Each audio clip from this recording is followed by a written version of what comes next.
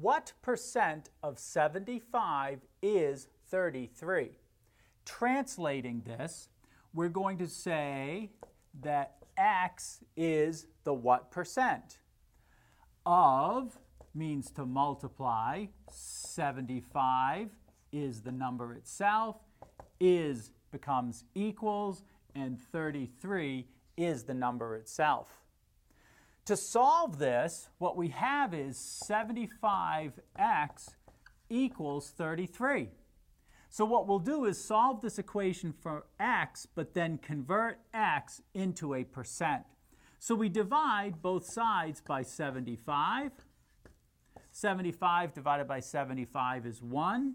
So we have x is equal to 33 divided by 75, and that's equal to 0.44.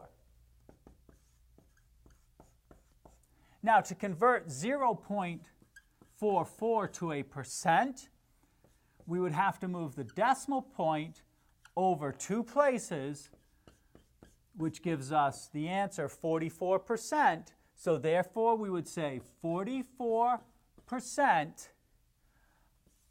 of 75 is 33.